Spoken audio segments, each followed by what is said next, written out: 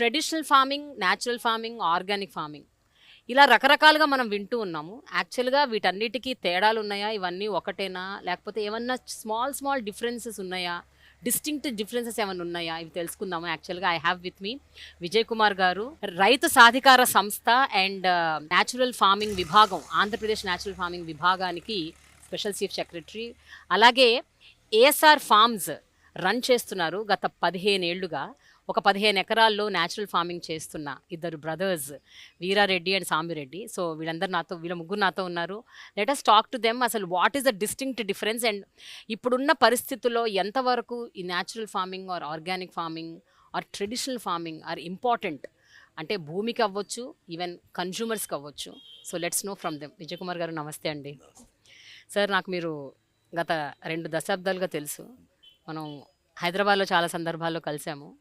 ఒక 10 ఏళ్లుగా నాకు మీతో టచ్ పోయింది. But I'm very happy that you're still doing what you're loving and you're still passionate about your work. Sir, నాకు ఇప్పుడు ఇంట్రడక్షన్లో చెప్పినట్టు అసలు what is the distinct difference అండి న్యాచురల్ ఫార్మింగ్కి, ట్రెడిషనల్ ఫార్మింగ్కి, ఆర్గానిక్ ఫార్మింగ్కి? అసలు ఏంటి తేడా ఏంటి?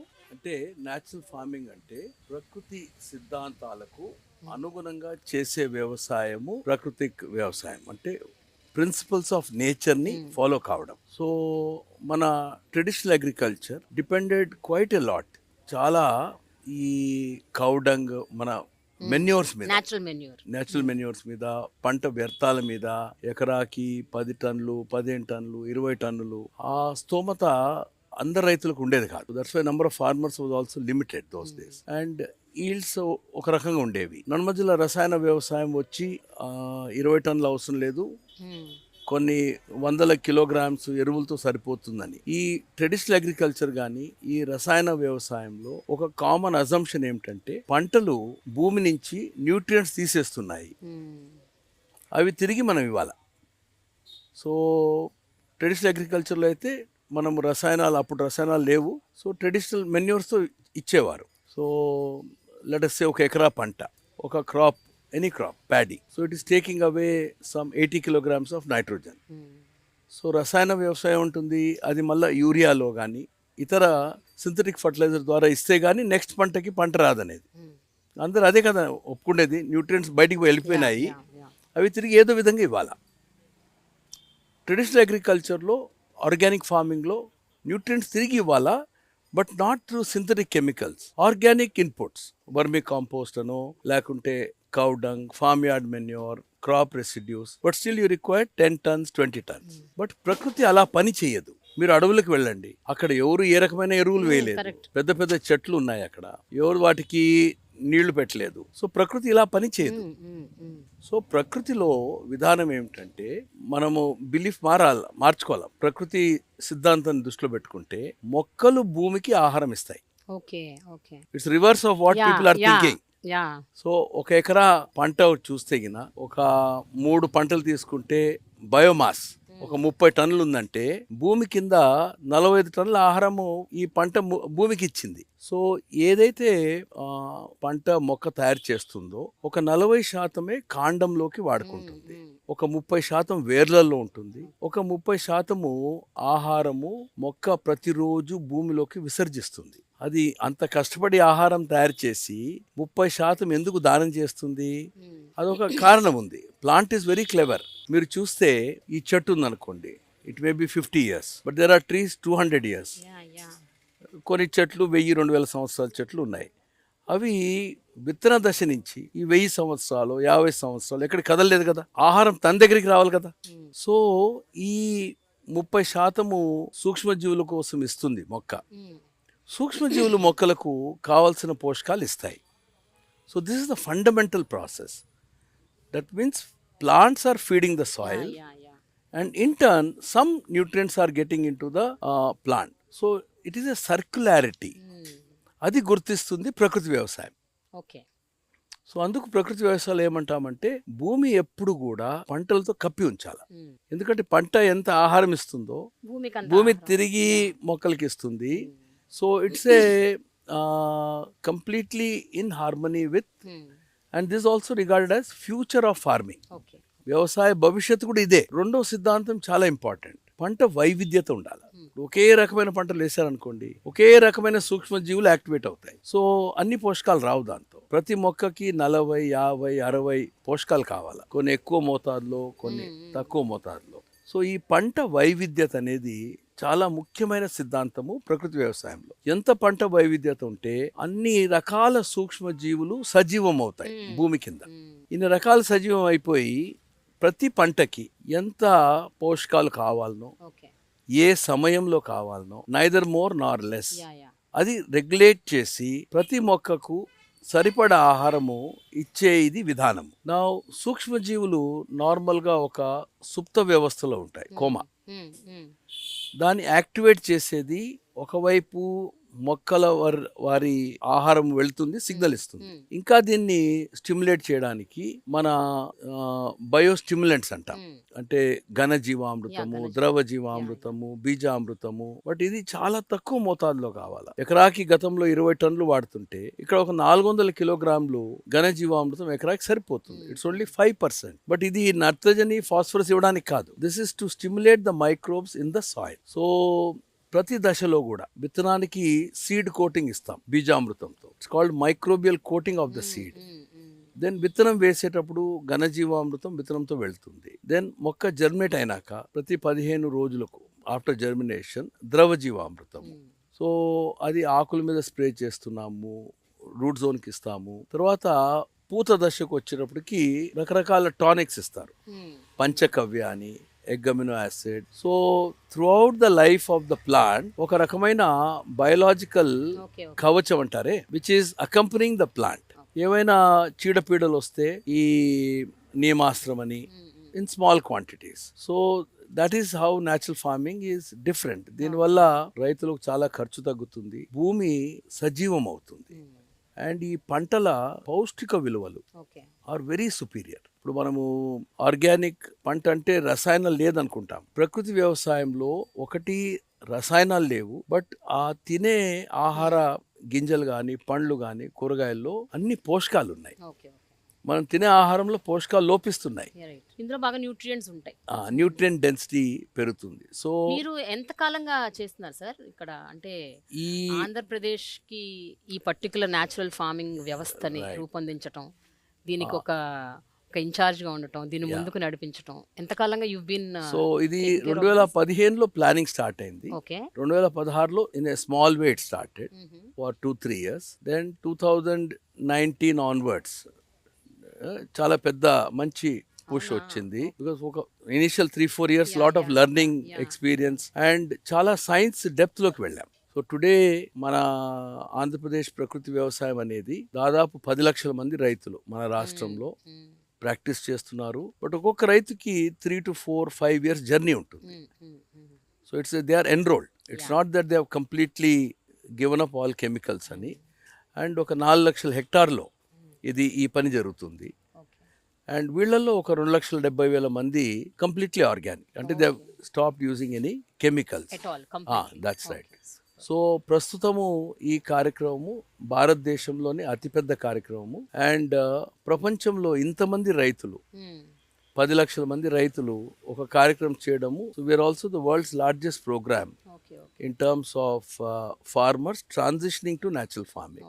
బట్ 2019 అంటే 2018లో ఎక్స్పెరిమెంట్ చేస్తే 2019లో ఒక చాలా పెద్ద బ్రేక్ త్రూ వచ్చింది. ప్రకృతి వ్యవసాయంలో మొక్కలు చాలా తక్కువ నీరు తీసుకుంటాయి. అది ఎందుకు అనేది మేము పరిశోధన చేశాం. And we came to a very important discovery. గాలిలో తేమ అది ఎంత ఉంటుందో మీకు తెలిసినా? 10 నదుల నీళ్లతో సమానం. ఓవర్ యువర్ హెడ్ 10 నదుల నీళ్లు ప్రవహిస్తున్నాయి. సో మా కోరిక ఏమిటి, ప్రతిరోజు కొన్ని చుక్కలన్నా మొక్కలు, భూమి కాదు మొక్కలు తీసుకుంటే బాగుంటుంది కదా అని తీసుకుంటా. నేను అనుకుంటున్నా భూమిలో ఆల్రెడీ కొంచెం అండర్ గ్రౌండ్ వాటర్ కూడా ఎట్లాగో ఉంటుంది, అది తగ్గుతా ఉందిలేండి. So we discovered that natural farming వల్ల మొక్క స్వభావం మారుతుంది and it's able to harness water from the air.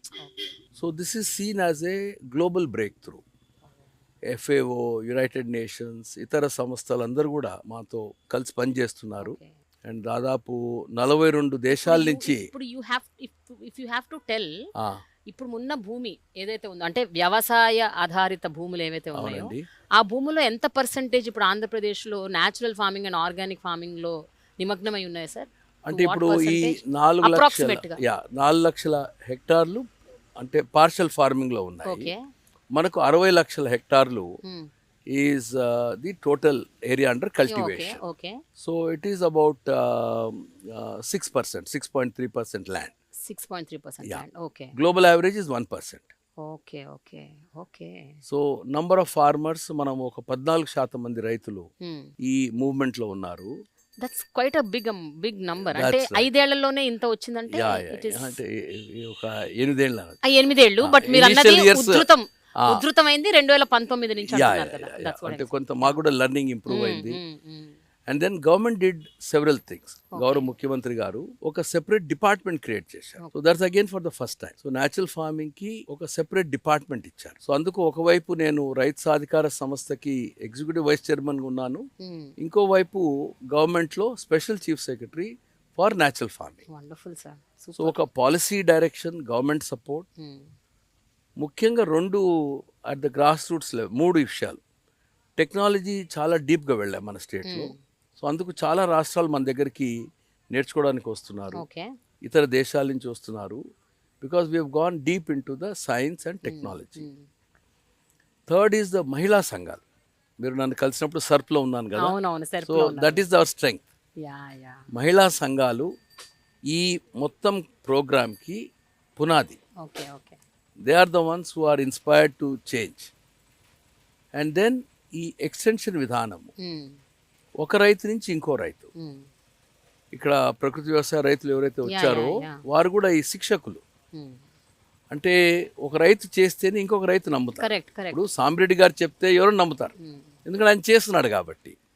ఎవరో నాకు బీఎస్సీ అగ్రికల్చర్ ఉంది, ఎంఎస్సీ అగ్రికల్చర్ ఉంది, ఆయన వ్యవసాయం చేయకున్నా చెప్తే నమ్మరు. సో ఇక్కడ ఈ రైతు శిక్షకులు, కమ్యూనిటీ రిసోర్స్ పర్సన్స్ అని ఒక 10,000 మంది గ్రామాలలో వారి పొలం చూసుకుంటూ ఓకే. ఓకే. ఒక 3 వారాలు ఇతర రైతులకి శిక్షణ ఇస్తున్నారు. అచ్చా. So this is what is unique, the whole package. Wonderful అండి. Government support, technology, women and the extension system, and finally collaborations. ప్రపంచంలో ప్రతి మేజర్ కంట్రీ నుంచి they are collaborating with us. Europe, Australia, USA, Africa. And we had a recently మన Sharjah ruling ఫ్యామిలీని okay. Okay. Sheikh Majid అని వచ్చారు. ఓ. వారు నన్ను దుబాయ్లో కలిశారు.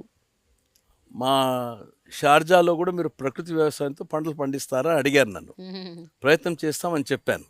వచ్చారు వారు చూడ్డానికి. ఓకే. ఓకే. సో సెప్టెంబర్లో మన రైతులు షార్జాకు వెళ్తారు. బా, this is so ఇది good to to hear. Establish this. Yeah.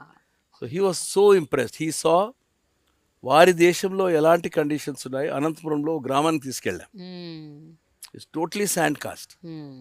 అక్కడ మన రైతులు ప్రకృతి వ్యవసాయంతో పంటలు పండిస్తున్నారు. So you must have got inspired. He was totally inspired. Floored, I think. Vijay Kumar గారు, మీరు అప్పుడు ఏదో చూస్తామన్నారు, ఇప్పుడు నేను ఇక్కడ వచ్చి చూశాను కాబట్టి ఇది తప్పకుండా అవుతుందని నాకు నమ్మకం ఉందని వారు చెప్పారు. So next week we're getting a delegation from Egypt and from UK. Okay. So European రైతులు కూడా వస్తారు మన దగ్గరికి. Super. మన రైతులు యూరోప్కి రమ్మంటున్నారు Okay. As exchange. Okay. So Samreddy గారు కూడా ఆ డెలిగేషన్లో వెళ్ళాలని మేము కోరుతున్నాము. So Yeah. Whole world is actually looking. Yeah. ఎందుకంటే ఈ వ్యవసాయము రైతులకు లాభసాటి వ్యవసాయము, భూమికి చాలా మంచిది, కన్స్యూమర్స్కి చాలా Yeah. మంచిది. Exactly. ఈ మూడిటి కన్నా ఇంకో గొప్ప కారణం ఉంది. ప్రకృతిలో ఏవైతే మార్పులు జరుగుతున్నాయో it is called climate emergency. Climate change కాదు ఇప్పుడు వాడే పదం, Climate emergency. Climate emergency. Global warming అనేవాళ్ళము, ఇప్పుడు యుఎన్ సెక్రటరీ జనరల్ మార్చారు దాన్ని, గ్లోబల్ మెల్టింగ్ అన్నారు. Global melting.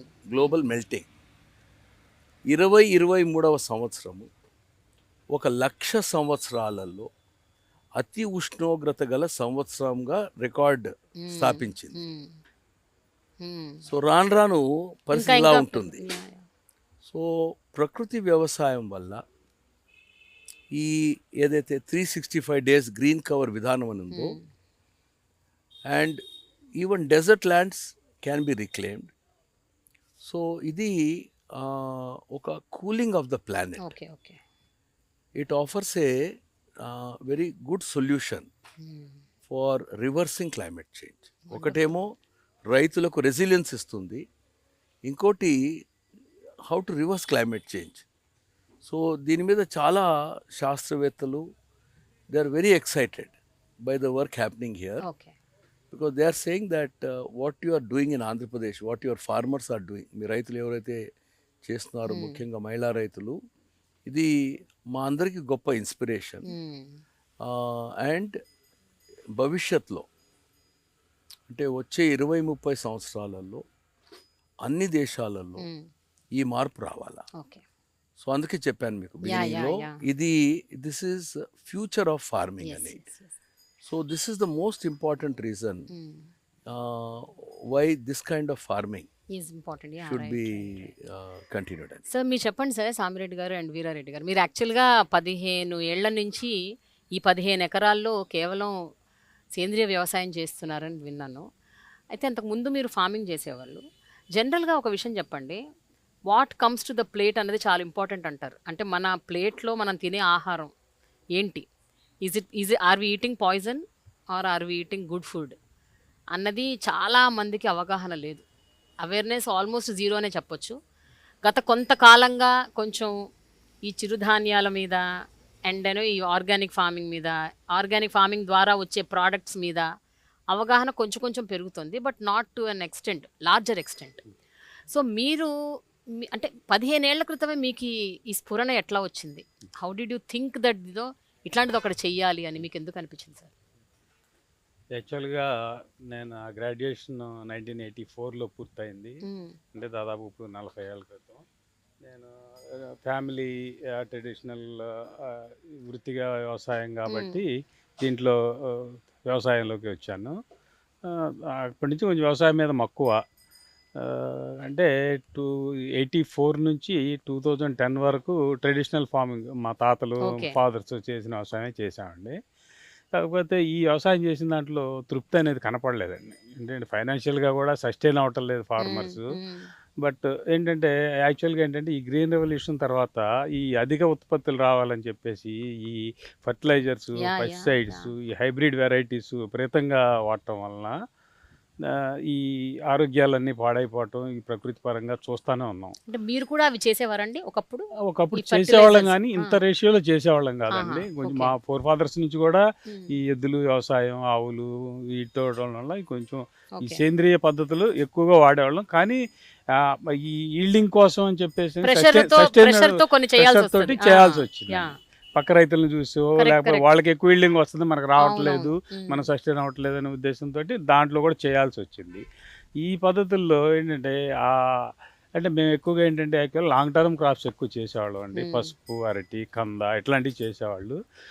నేను వ్యవసాయంలో వచ్చినంత కొంచెం మోడరేట్గా ఆలోచించి కొన్ని ఈ స్వీట్ కార్న్, కుకుంబర్ ఇట్లాంటివి కొన్ని ట్రై చేసి ఈ సూపర్ మార్కెట్లుగా చేసి ఇది 2001 నుంచి 2010 వరకు చేశాను.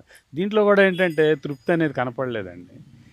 ఈ హాస్పిటల్స్కి వెళ్తే ఏ హాస్పిటల్కి వెళ్ళినా కూడా క్యాన్సర్ పేషెంట్లు ఈ ఎందువలన వస్తున్నాయని చెప్పేసి కొంచెం ఆలోచిస్తే కేవలం మనం వాడేటువంటి ఈ ఆహార పదార్థాల్లో ముఖ్యంగా మన తక్కువ రోజుల్లో పండేటువంటి ఆకుకూరలు, కూరగాయల్లో ఈ కంటామినేషన్ ఎక్కువ వస్తుంది. దాని తర్వాత ఏంటంటే దానికి వాడేవి కూడా మనం 60-70 రోజుల వరకు కూడా ఫుడ్ గ్రేడ్ కింద వాడకూడనివి ఇవాళ స్ప్రే చేసి పొద్దున్నే మార్కెట్కి తీసుకెళ్తా ఉంటే అవి ఏంటంటే అది రైతు సస్టైన్ అవుతున్నాడు, కానీ తినేవాళ్ళు ఎవరు కూడా ఈ క్యాన్సర్ రోగులు వీళ్ళంతా చూసిన తర్వాత మనం ఏదో ఒకటి చేయాలనే ఉద్దేశంతో 2010లో నేను ఒకసారి ఒక క్యాన్సర్ హాస్పిటల్లో బంధువుల పిల్లలు ఎవరు ఉంటే వాళ్ళని చూడటానికి పోయినప్పుడు అక్కడ పేషెంట్లు అందరూ కూడా చూస్తుంటే అయ్యో అనిపిస్తుంది అనమాట. అంటే వాళ్ళు చేయని తప్పుకి, ఇప్పుడు పిల్లలు చేయని తప్పుకి తల్లిదండ్రులు చేసిన దానికి మనం ఏది పెడితే తింటారు వాళ్ళు. పాలు కానివ్వండి, వాళ్ళ కోడిగుడ్లు కానివ్వండి, ఏదైనా ప్రతిదీ కూడా విషతుల్యమే. మనం ఆలోచించి ఎవరో తింటల్లా, ఏదో కడుపు నిండాలని చెప్పి తింటున్నారు తప్పించేసి ఏమి ఉండలేదు. ఆకుకూరలో ఎంత కంటామినేషన్ ఉంటుంది, కూరగాయలు ఎంత ఉంటుంది, పాలు ఏంటండి, పాలు మన ప్రొడక్షన్ అసలు అంత ప్రొడక్షన్ ఎక్కడా అసలు లేదు ఈ మనకి. మధ్య ఏంటి సార్ కొత్తగా వింటాం లాక్టోస్ ఇంటాలరెన్స్ Yes, అంట. ఇంతకు ముందు అసలు అందరూ పాలు తాగే కదా బతికారు, చాలా పాలు తాగొద్దు అంటున్నారు. తాగదండి, Yeah. పాలు కానివ్వండి, కోడిగుడ్లు. Yeah right. పిల్లలు ఏంటండి ఇంతకుముందు మెచ్యూరిటీ ఏజ్ ఎంత అండి, 14-15 ఇయర్స్కి మెచ్యూరిటీ, ఇవాళ ఏంటి 6 years 7 years అవును, మెచ్యూరిటీ. అవును. దాంతో ఏంటంటే ఆ పిల్లలు ఈ సైకోలాగా తయారవుతున్నాయండి, సైకలాజికల్ ప్రాబ్లమ్స్ ఎక్కువ వస్తున్నాయండి చిన్నపిల్లలు. ఆ పీరియడ్స్ టైంకి వాళ్ళు భయం రావటం, ఆ భయంతో చదువు మీద కాన్సన్ట్రేషన్ లేకుండా పోవటం, ఇది డాక్టర్లు చెప్పిన మాటేనండి. ఇది డాక్టర్లు కూడా ఈవెన్ భయపడుతున్నారండి. వాళ్ళ పిల్లలకి సాయంకాలం ఇంటికి వెళ్ళేసరికి ఏమి ఇద్దాం, ఫ్రూట్స్ పెడదామా, అరటిపళ్ళు తీసుకెళ్ళి పెడదాం అంటేనో దానికి ఏమన్నా కెమికల్ స్ప్రే చేసి రైఫన్ చేసి ఇస్తున్నారు. న్యాచురాలిటీ లేదు ఎక్కడ, ప్రకృతి సిద్ధంగా పండింది ఎక్కడా కనపడలేదు. ఎన్ని సో ఆలోచన దీని అంతటికి కారణం ఫుడ్ అనేసి మీకు అప్పుడు అనిపించిందండి? అంటే వాళ్ళు అనిపించిందండి. మీకు తెలిసిందా లేకపోతే మీరు అంటే కనుక్కున్నారా వాళ్ళని ఈ అడిగితే? డాక్టర్స్ తోటి ఇట్లా ఏదో మాట్లాడుతూ. కలిసినప్పుడు ఎందుకు జరుగుతూ ఉంది ఇట్లా, ఎందుకు వస్తున్నాయి ఈ రోగాలు అని చెప్పిన ఆలోచనలోకి వచ్చినప్పుడు కంపల్సరీగా ఫుడ్ వల్లనే వస్తుంది అనేది వాళ్ళు క్లారిఫై చేసిన విషయం. సరే ఏదోటి మన వంతు మనం చేద్దామనే ఉద్దేశంతో నేను 2010లో స్టార్ట్ చేశానండి.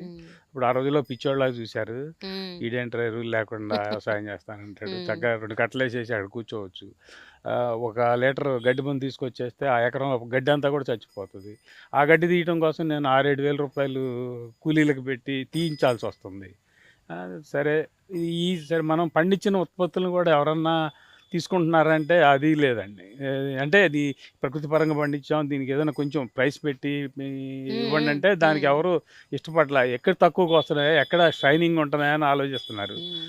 సరే 4-5 సంవత్సరాలు అట్లానే భరించానండి. బట్ తర్వాత ఏంటంటే కాస్త ప్రజల్లో అవగాహన వస్తూ ఉంది. తర్వాత ఏంటంటే నేను ఇది ఎక్కడికో మార్కెట్కి తీసుకెళ్తే వాళ్ళు క్వశ్చన్ చేస్తారు ఎక్కడి నుంచి వచ్చింది ఏంటనేది. నేను ఏం చేశానంటే నా ఫామ్లోనే ఒక అవుట్లెట్ లాగా ఏర్పాటు చేసుకుని వినియోగదారులను అట్రాక్ట్ చేసుకున్నానండి. నాకు తెలిసిన వాళ్ళకి ఎవరికి 4 ఫ్రీగా ఇచ్చి వాళ్ళని రమ్మని, వాళ్ళకి తెలిసిన వాళ్ళకి మౌత్ పబ్లిసిటీ. ఇవాళ కూడా మా ఫామ్ దగ్గర ఎక్కడ బయట బోర్డే ఉండదండి ఇది ఫార్మింగ్ అనేది. చాలామంది ఇది ఏంటో అది ఫామ్ హౌస్ లాగా ఉంది ఇట్లా అని చెప్పేసి వెళ్తారు కానీ చెప్పి లోపలికి రాలేరు. ఏమేమి పండిస్తారు సార్ ఈ 15 ఎకరాల్లో మీరు? దాదాపుగా 30 రకాల కూరగాయలు, ఆకుకూరలు అంటే డైలీ దీంట్లో మనకి నీటిలో ఆకుకూరలు అనేది చాలా ముఖ్యమైనది.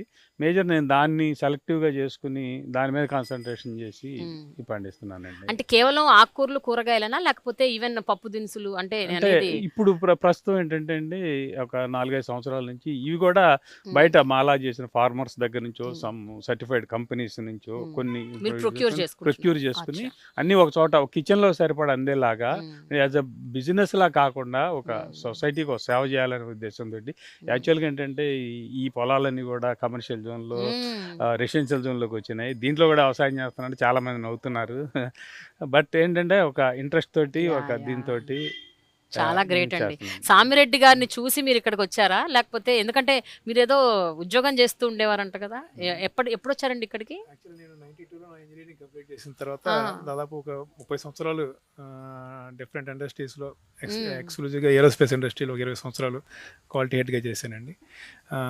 చేశాను. ఈ క్రమంలో మామూలు ఇక్కడ వస్తూ పోతూ ఉంటాను కాబట్టి హాలిడేస్కి వచ్చినప్పుడు, ఈ వీకెండ్స్కి ఇట్లా వచ్చినప్పుడు ఎప్పుడన్నా ఇక్కడ అన్నయ్య చేసే ఈ టైప్ ఆఫ్ ఫార్మింగ్ని చూశాక ఎక్కువ నేను వచ్చినప్పుడు అంటే ఇక్కడ కస్టమర్స్ ఇంటరాక్ట్ అవుతూ ఉంటారు అనమాట. జస్ట్ వాళ్ళు కలుస్తూ ఉంటారు, మాట్లాడుతూ ఉంటారు.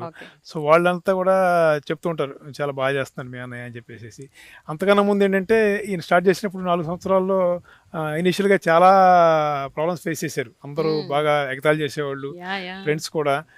ఆర్గానిక్ ఫార్మింగ్ అంటారు, ఏదో చేస్తున్నాడు, ఏదో ఇది చేస్తున్నాడు అని చెప్పేసి, ఆకుకూరలు అమ్ముకుంటున్నాడు, ఎంత పెట్టుకుని కూడా ఆకుకూరలు అమ్ముకుంటున్నాడు అని చెప్పేసి ఒక వేలో మాట్లాడేవాళ్ళు. సో అయినా కూడా అది కంటిన్యూ చేసుకుంటూ కొన్నాళ్ళు సస్టైన్ అయిపోయి 4 years 5 years చేసిన తర్వాత స్లోగా కన్జ్యూమర్స్ పెరగడము, అందరూ వచ్చేసి ఇక్కడ తీసుకెళ్ళటము. నేను వచ్చినప్పుడు వాళ్ళతో మాట్లాడినప్పుడు ఏంటంటే వాళ్ళు కూడా చాలా క్లియర్గా చెప్పేవాళ్ళు మీ అన్నయ్య చాలా మంచి పని చేస్తున్నాడు అని చెప్పినప్పుడు నేను కూడా ఆలోచించేవాడిని.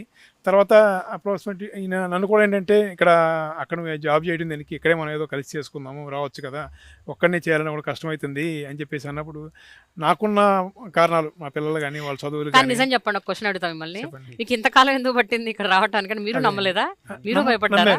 కానీ నాకు ఫ్యామిలీ ఉంది, వాళ్ళని కన్విన్స్ చేయాలి. పిల్లలు పుట్టి పెరిగింది హైదరాబాద్లో. సో వాళ్ళకి ఒక్కసారి ఆ అట్మాస్ఫియర్ అట్మాస్ఫియర్ నుంచి yeah, విలేజ్ yeah. అట్మాస్ఫియర్కు రావాలంటే వాళ్ళు రారు. సో వాళ్ళకి ఒక స్టేజ్ వచ్చిన తర్వాత ప్లాన్ చేయాలని నేను నమ్మాను. కానీ ఏంటంటే తెలుసు ఇక్కడ వచ్చినా మాకు ఎంత ఇన్కమ్ ఉండదని తెలుసు. బట్ కానీ నాకు కూడా వ్యవసాయం మీద ఇంట్రెస్ట్ అండి. నేను చిన్నప్పుడు ఫాదర్తో కలిసి నేను స్కూల్కి వెళ్ళినప్పుడు ఈవినింగ్ టైమ్స్లోని వీకెండ్స్లోని అన్ని ఫార్మింగ్లో అన్ని పనులు చేసాము. అలా చేస్తున్నాం కాబట్టి ఫార్మింగ్ మీద ఇంట్రెస్ట్ ఉంది. ముఖ్యంగా ఏంటంటే నాకు 2018లో అన్నయ్యకి రైతు నేస్తం అవార్డు వచ్చింది. అప్పుడు తెలంగాణ అగ్రికల్చర్ మినిస్టర్ ఫోన్ చేసుకొని మా ఊరు వచ్చారు. ఇక్కడ వచ్చి ఇంటికి వచ్చి ఆయన మార్నింగ్ నుంచి ఈవినింగ్ వరకు ఇంట్లో స్పెండ్ చేశారు. That's a victory. అంటే ఇన్నేళ్ళు మిమ్మల్ని మీరు మాత్రమే నమ్మారు, ఎవరు నమ్మలేదు. కానీ ఇప్పుడు ఒక రాష్ట్రం వేరే స్టేట్ కోర్స్ వేరే స్టేట్ తెలంగాణ అగ్రికల్చర్ మినిస్టర్ పేపర్లో చూసి ఫోన్ చేసుకొని నేను వస్తానని చెప్పేసి వచ్చి మార్నింగ్ నుంచి ఈవినింగ్ వరకు మా ఇంట్లో స్పెండ్ చేసి మా ఫామ్లో స్పెండ్ చేసి అవార్డు ఫంక్షన్కి అన్నయ్యని కూడా కారులో ఎక్కించుకొని తీసుకెళ్లారు. అప్పుడు అర్థమైంది ఎంత ఇంపార్టెన్స్ ఇస్తున్నారు బయట వాళ్ళు. సో అని ఇంకా ఐ స్టార్టెడ్ ఇంకా స్లోలీ కన్విన్సింగ్ మై ఫ్యామిలీ. కానీ ఒక విషయం చెప్పండి, ఇంత ఇమోషనల్ జర్నీ కదా ఇది. ఇక్కడికి వచ్చే కన్స్యూమర్స్ వాళ్ళు చెప్పే స్టోరీస్ ఎలా ఉంటాయండి మీ ప్రోడక్ట్స్ తీసుకెళ్ళిన తర్వాత? ఇంకోటి ఏంటంటే యాక్చువల్గా ఈ విషయంలో వచ్చేసరికి అన్నయ్య ఎంతమంది ఎక్కువ ఫార్మింగ్ కన్జ్యూమింగ్ అందరం చూసుకునేవాడు. సో 2 యాక్టివిటీస్ ఏంటంటే కొంచెం డిఫికల్ట్ అయ్యేది.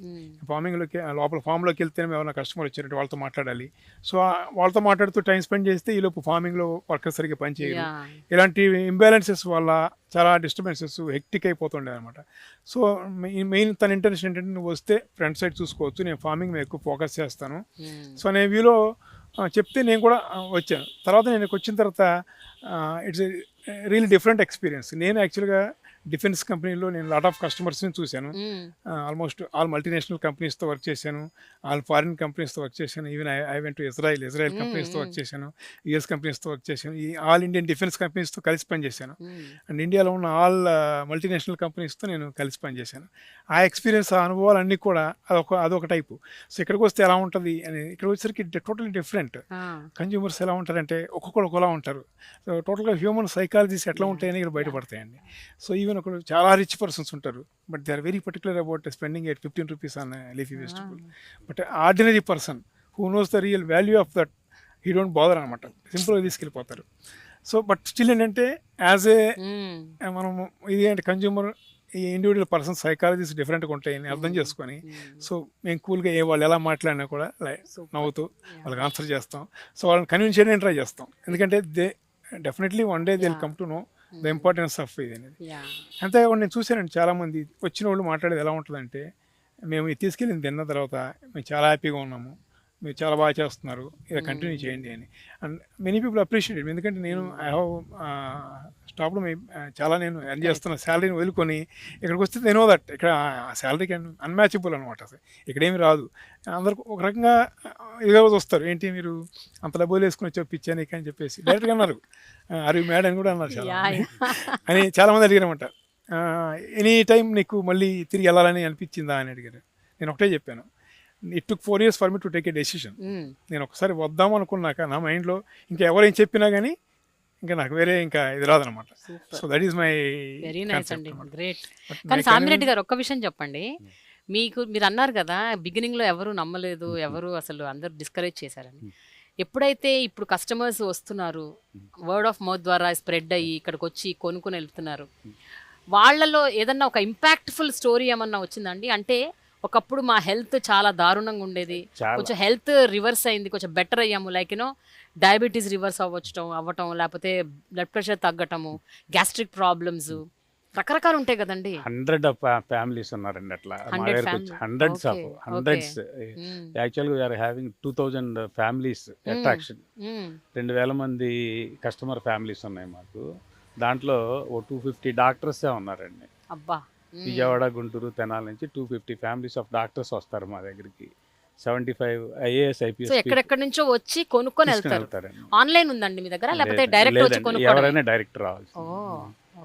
ఇప్పుడు యాక్చువల్గా 75 IAS IPS పీపుల్ వచ్చి తీసుకెళ్తారండి.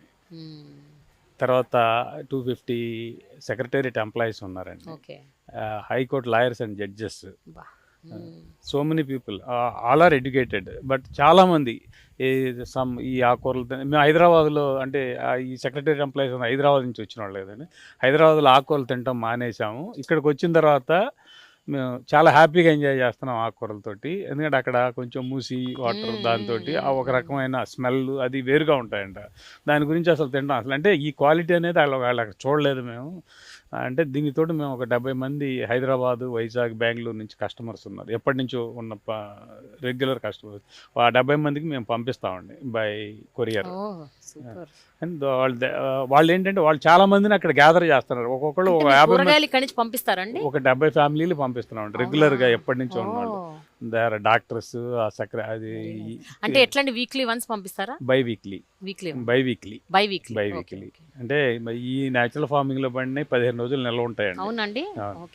దానికి వాళ్ళకి అది ప్రూవెన్ అయిందే కాబట్టి వాళ్ళు రెగ్యులర్ గా వాళ్ళు ఏంటంటే ఇంకా చాలా మందికి అడుగుతారు. నేను కూడా ఆర్డర్ చేసుకుంటాను. 71st family. విజయ్ కుమార్ గారు, మీరు చెప్పండి, ఇప్పుడు ఇలాంటి రైతులు చూస్తే చాలా ఆనందం వేస్తుంది కదా. అంటే ఇప్పుడు మీరు ఇలాంటి కథలు ఇంకా ఎన్నో వినుంటారు. ఇది one of the stories, but you must have heard so many success stories. And how do you feel అండి? అంటే it's been almost 20+ years, 30 years మీరు ఇందులో ఉండి ఈ పర్టికులర్ డొమైన్ లో. That gives me the energy to do the work. Yeah, right. So, వాళ్ళ దగ్గర నుంచి whatever ideas I get and their happiness, their struggle, so that gives me energy. అది కూడా ఇంకా నేను చేయాలనేది ఒక ఉత్సాహం. ఇంకా ఎక్కడో ఇప్పుడే సాంబ్రెడ్డి గారి దగ్గర కొన్ని విషయాలు నేర్చుకున్నాను. అవునా? In that so I learn from them. It's not one way. So between the plant and soil ఏ విధంగా 2 way అని చెప్పాను. So it's not they provide energy to me and I provide energy to them. But ఆ గ్రిట్ చూస్తే చాలా happy అనిపిస్తుంది కదండి. అంటే 15 years back when he started, everybody pull him down. చాలా but ఉన్నారు. he didn't stop. He still persistent గా అది. No, I still remember one lady from Anantapur. వారు వాళ్ళ relatives they opposed it. But lady నువ్వేం చేస్తావు, and she had lost her husband. Then she grew the crop. Her crop was much better than her relative's crop. So they burnt her crop. Burnt her crop. Oh my God. So much jealousy. Yes. So but that lady didn't give up. She said, no, I'll grow it again. So now, 3 years tarvata, they are following her. So ilantivi what I heard today, I hear this. We are also facing the same problems. అవునండి. మా farmers అంటారు ఇప్పుడు అది ఉంది, మాకు chemical fertilisers చేసినా కూడా అంత రావట్లేదు, నీది ఎట్లా వస్తుంది? వాళ్ళు సెర్చ్ చేస్తారు, ఎప్పుడైనా ఇటు తీసుకెళ్ళి చాటుగా వేస్తాడా, నమ్మకం లేదు, బిలీఫ్ లేదు, కూడా పబ్లిసిటీ చేస్తారండి వాళ్ళు. బట్ అవన్నీ కూడా ఏంటంటే మన దగ్గరకు వచ్చేవాళ్ళు దేనికోసం వస్తున్నారు? ఒక ట్రస్ట్ తోటి ఒక హెల్త్ని బాగు చేసుకుందామనో, లేకపోతే ఆల్రెడీ అంటే దాదాపు మా దగ్గరకు వచ్చే వాళ్ళల్లో more than 50% హెల్త్ ఎఫెక్ట్ అయిన వాళ్ళే వస్తారండి. హెల్త్ ఎఫెక్ట్ అయిన తర్వాత దీని విలువ తెలిసిన వాళ్ళే వస్తారండి. యాక్చువల్గా ఏంటంటే మా దగ్గర ఉండే ఆకుకూరల్లో పునర్నవ అని ఒకటి ఉందండి. ఇట్స్ కిడ్నీ ప్రాబ్లమ్స్ వాళ్ళకి, డయాలసిస్ పేషెంట్లు కూడా అది తిన్న తర్వాత 60 days అది కంటిన్యూగా వాడితే డయాలసిస్ కూడా ఆపేసిన పేషెంట్లు ఉన్నారండి. మీరు ఉద్దానంకి పంపించచ్చు కదండి. ఆంధ్రప్రదేశ్లో ఉద్దానంలో పాపం ఎంత కిడ్నీ ప్రాబ్లమ్స్. యాక్చువల్గా అది వాల్యుబుల్ లీఫీ వెజ్ అండి. అది మా దగ్గరనే మేము దాన్ని గ్రో చేస్తున్నాము, దాన్ని ప్రిజర్వ్ చేసాము. దానికోసం దాదాపు రోజు ఒక 30-40 మంది దానికోసమే వస్తారు. సార్, ఒక విషయం చెప్పండి, డిస్టింక్ట్ ఫీచర్ ఏంటి అంటే ఏం చెప్తారు? అంటే సేంద్రియ వ్యవసాయంలో మిగతా వాటికి వీటికి పోలిస్తే ఏంటి major, other than health issues వదిలేయండి, పంట పండించే విషయంలో ఏంటి డిస్టింక్ట్ అడ్వాంటేజ్ ఏంటి దీంట్లోనండి? దీంట్లో యాక్చువల్గా ఏంటంటే దాని 0 budget న్యాచురల్ ఫార్మింగ్ అంటారంటే కంప్లీట్గా అది ఫ్రీగా వస్తుంది కానీ కాదు, కొంత ఖర్చు ఉంది. దానికి ఏంటంటే లేబర్ ఓరియంటేషన్ ఎక్కువ ఉంటుంది. లేబర్ ఓరియంటేషన్, వాటర్ రిక్వైర్మెంట్ ఉండదు కదా, ఎక్కువ తక్కువ అండి వాటర్ రిక్వైర్మెంట్. తర్వాత ఫర్టిలైజర్స్ న్యాచురల్ మెన్యూర్స్. దీంట్లో కాస్ట్ ఆఫ్ ప్రొడక్షన్ తగ్గుతుందండి బాగా, బట్ ఈల్డింగ్ కూడా ఎట్ ద స్టేజ్ కొంచెం తగ్గినా కూడా వాల్యుబుల్ ఫుడ్ వస్తుందండి. అంటే అప్రాక్సిమేట్ గా చెప్పాల్సి వస్తే ఇప్పుడు ఒక ఒక ఎకరంలో ఫర్టిలైజర్స్ తో ఇంత పంట పండితే సేంద్రియ వ్యవసాయంతో ఇంత పండుతుంది అంటే ఎట్లా చెప్తారు మీరు? How much? 20-30% ఎక్కువ ఈల్డింగ్ ఇన్కమ్ వస్తుందండి న్యాచురల్ ఫార్మింగ్లో. బట్ ఏంటంటే దాన్ని మార్కెటింగ్ చేసుకునే దాన్ని బట్టి ఇంకా పర్సంటేజ్ పెరుగుతుంది. Okay okay okay. ఇప్పుడు యాక్చువల్గా ఏంటంటే మాకున్న సోర్స్ ఏంటంటే మేము డైరెక్ట్ మార్కెటింగ్ చేసుకుంటున్నాం కాబట్టి మేము సస్టైన్ అవ్వగలుగుతున్నాం. మాకు తోడు 10 మంది ఫార్మర్స్ని ఇప్పటికి మేము అడాప్ట్ చేసుకుని వాళ్ళకి కూడా మేము సేల్ చేసి పెడతాం. వాళ్ళకి కూడా మంచి ప్రైస్ ఇస్తున్నాం. ఉదాహరణకి ఇప్పుడు కూరగాయలు కేజీ 50 రూపాయలకి మేము అమ్ముతున్నాం అనుకోండి, ఫార్మర్కి 35-40 వరకు ఇస్తాం. ఆ 10 రూపీస్ మార్జిన్ తోటి మేము మార్కెటింగ్ చేస్తాం. అంటే that is cost of depreciation or cost of sale expenses కింద 10 రూపీస్ మార్జిన్ తోటి. అంటే ఆ ఫార్మర్ ని సస్టైన్ చేసి అతను కూడా పైకి పుష్ తీసుకొద్దాం అనే ఉద్దేశంతో అందరూ మార్కెటింగ్ చేసుకోవాలి. మార్కెటింగ్ చేసుకోవాలంటే ఒక సోర్స్ ఉండాలి, డిఫరెంట్ వెరైటీస్ కూడా పండించాలి. ఇప్పుడు ఫార్మర్స్ ఏంటంటే 1 or 2-3 వెరైటీస్ వరకు పండించగలరు. మాకులాగా 30-40 వెరైటీస్ పండించే ఫార్మర్స్ చాలా తక్కువ. ఇంత భూమి కూడా ఉండాలి. చిన్న చిన్న రైతులు ఏంటంటే ఇప్పుడు అదే తక్కువ పొలంలో ఇప్పుడు విజయ్ కుమార్ గారు వీళ్ళ విధానంలో కూడా ఏటీఎం మోడల్స్ అని చేస్తున్నారండి. తక్కువ 20 సెంట్ల ఏరియాలో కూడా 20 పంటలు వేసుకుని 20 పంటలు మార్కెట్కి తీసుకెళ్తే ఎవరైనా తీసుకుంటారు. ఒక రకం వెరైటీ, ఒక వంకాయలు బెండకాయలు ఒకటి తీసుకెళ్తే ఒకటే ఏ కస్టమర్ తీసుకోడు. ఇప్పుడు మా దగ్గర 30 రకాలు ఉన్నాయి కాబట్టి కస్టమర్స్ అందరూ కూడా ఇక్కడ మా దగ్గర రాగలుగుతున్నారు. సార్ మీరు ఇంత వరల్డ్ చూసారు, ఇంత ప్రపంచం చూసారని చెప్తున్నారు. ఎందుకు మీరు ఇప్పుడు ఈ ప్రోడక్ట్స్ని అంటే ఈజీలీ యాక్సెసిబుల్, ఈజీలీ అవైలబుల్గా ఎందుకు చేయట్లేదు? కేవలం ఇక్కడికి వచ్చి మాత్రమే కొనుక్కోవాలండి అంటే ఆన్లైన్ ఇప్పుడు చాలా ఫెసిలిటీస్ ఉన్నాయి కదా. With your knowledge and with your networking, online sales కానీ ఆన్లైన్ మార్కెటింగ్ కానీ ఇవన్నీ ఎందుకు ఇంట్రడ్యూస్ చేయట్లేదు మీరు? ఒకటి రెండు ఇందులో ఒక పాయింట్ ఏంటంటే ఇప్పుడు ఆన్లైన్ మార్కెటింగ్ చేయాలంటే మనకు సఫిషియెంట్ ప్రొడక్షన్ ఉండాలి. ఒకటి number 1 we're not in that stage at this moment. Number but you will arrive there. Will arrive. But number 2 వచ్చేసి ఏంటంటే ఆన్లైన్ మార్కెటింగ్ ఇవాళ ప్రతి ఒక్కళ్ళు ఒక వెబ్సైట్ ఓపెన్ చేసేసుకుని ఆన్లైన్ మార్కెటింగ్ పెట్టేస్తున్నారు. How far it is genuine అనేది we cannot show them. So only ఏంటంటే ఇప్పుడు ఇఫ్ దే కమ్ అంటే నేను అనేది మీకున్న ఈ 2000 ఆర్డ్ పీపుల్ ఎవరైతే మిమ్మల్ని రెగ్యులర్ గా మీ దగ్గరకు వచ్చి కొంటున్నారో వాళ్ళకి ఈజీ అవుతుంది కదా. అట్లీస్ట్ వాళ్ళు ఇంకో 10 మందికి, ఆ 10 మంది ఇంకో 10 మందికి అట్లా చెప్తారు కదా. కానీ వాళ్ళు కూడా మీరు అనుకున్న విధంగా వాళ్ళు కూడా ఏంటంటే ఇక్కడికి వచ్చి తీసుకోవడానికే ఇష్టపడతారు ఎక్కువ. ఎందుకంటే ఈ నేచర్లో ఒక్కొక్కసారి వచ్చి ఒక వీకెండ్కో లేదా ఏదో ఒకరోజు వచ్చేసి కొంత టైం ఇక్కడ స్పెండ్ చేసేసి న్యాచురల్గా మనం చూసి కొన్ని మనమే పిక్ చేసుకొని మనమే సెలెక్ట్ చేసుకొని తీసుకెళ్ళాలనే ఇంట్రెస్ట్ చాలామంది ఉంటారండి. కొంతమంది రాలేని వాళ్ళు ఉంటారు. మీరు చెప్పినట్టుగా ఆన్లైన్ చేయొచ్చు. ఆన్లైన్ చేయటం వల్ల అగైన్ ఏంటంటే కొంత మెయిన్ ఒకటి రీజన్ వచ్చేసి ప్రజెంట్ ప్రొడక్షన్ ఒకటి మనం అంత ఆన్లైన్ చేసి ఒకసారి ఆన్లైన్లో మొదలు పెట్టామంటే లేదు అని అవైలబిలిటీ లేదు అనేది ఇక్కడ కొంచెం ఇబ్బంది అవుతుంది. ఇంకోటి ఏంటంటే ఆ రేంజ్కి కొంచెం ఎన్ని రిసోర్సెస్ అన్ని కూడా డెవలప్ చేసుకోవాల్సిన టైం ఉంది. బట్ ఫ్యూచర్లో అలా చేద్దామని ఇంటెన్షన్ ఉంది. బట్ బిఫోర్ దట్ ఏంటంటే ప్రజెంట్ ఇప్పటివరకు ఒకటే చేస్తున్నాడు కాబట్టి ఇప్పుడు నేను కూడా సపోర్ట్ ఉన్నా కాబట్టి ఫార్మింగ్ మీద ఎక్కువ ఫోకస్ చేసి ప్రొడక్టివిటీ పెంచడానికి ట్రై చేస్తున్నాము. అట్ ద సేమ్ టైం కొంతమంది ఫార్మర్స్ని కూడా మేము కోఆర్డినేట్ చేసుకొని వాళ్ళతో కూడా కొన్ని క్రాప్స్ వాళ్ళకి అలొకేట్ చేసుకొని కోఆర్డినేట్గా ఎక్కువ ఈల్డ్ తీసుకొని then will go for online marketing అనే కాన్సెప్ట్లో ఉన్నాం. సార్ ఫైనల్గా ఒక విషయం చెప్పండి. ఈల్డ్ గురించి అడిగారు కదా. ఈ ప్రకృతి వ్యవసాయంలో దిగుబడి తగ్గదు. మాకు చాలామంది రైతులు ఫస్ట్ ఇయర్లోనే దిగుబడి ఎక్కువ తెచ్చే రైతులు ఉన్నారు. అన్ని పద్ధతులు సక్రమంగా పాటిస్తే మొదట సంవత్సరంలోనే రసాయన పొలం పోలిస్తే ప్రకృతి వ్యవసాయ రైతు ఎక్కువ పండిస్తారు, ఖర్చు తగ్గుతుంది. సో దీనికి premium pricing is not really required. ఎందుకంటే ప్రొడక్షన్ పెనల్టీ లేదు, ఇక్కడ ఈల్డ్ పెనల్టీ అనేది లేదు. మరి ఎందుకు సార్ ఈ ప్రోడక్ట్స్ కాస్ట్లీ ఉంటాయి? అది మార్కెట్ ఇంపర్ఫెక్షన్ వల్ల, నాట్ బికాస్ ఆఫ్ అండ్ రైతుకి మంచి ధర రావాలి any case, but it's not because of the cost of production. So నార్మల్గా అప్రిహెన్షన్ ఏమిటంటే ఆర్గానిక్ ఫార్మింగ్ వల్ల దిగుబడి తగ్గిపోతుంది, అందుకు ఎక్కువ ప్రైస్ రావాలనేది. సో అట్లయితే it will be limited to very small number. So we want everybody to move to natural farming. మా ఉద్దేశం కూడా రాష్ట్రంలో ఎంతమంది రైతులు ఉన్నారో అందరూ మారాలనేది. సార్ ఫైనల్గా ఒక విషయం చెప్పండి, ముగ్గురు ఎలాంటి భవిష్యత్తును మీరు చూస్తున్నారండి? అంటే న్యాచురల్ ఫార్మింగ్కి, సేంద్రియ వ్యవసాయానికి మీరు స్టార్ట్ చేసినప్పుడు చాలా మందికి హోపే లేదు, బట్ ఇప్పుడు హోప్ ఉంది. సో భవిష్యత్ ఎలా ఉండబోతున్నారు? 10 years down the lane what you foresee sir?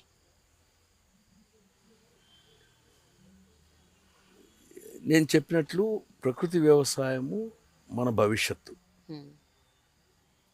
అందరూ అడాప్ట్ చేసుకుంటారంటారా? అడాప్ట్ చేయాలి. చేసే విధానము ఇక్కడ మన ఆంధ్రప్రదేశ్లో ఏదైతే ఒక విధానం ఇవాల్వ్ అయిందో that is seen as A very good mechanism.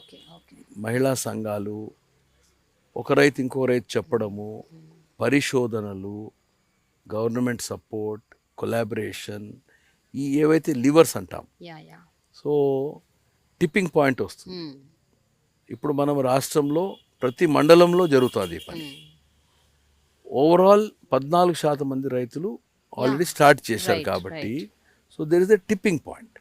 So ఇది తప్పకుండా ఇట్ క్యాన్ ఒక 10-12 సంవత్సరాలలో our ideas entire state can become a natural farming state. But takes lot of time. Brother మారుతారు, I mean one person will change but his brother may not agree. Husband and wife itself. One lady told me it took her 3 years to convince her husband. So it's not a easy thing.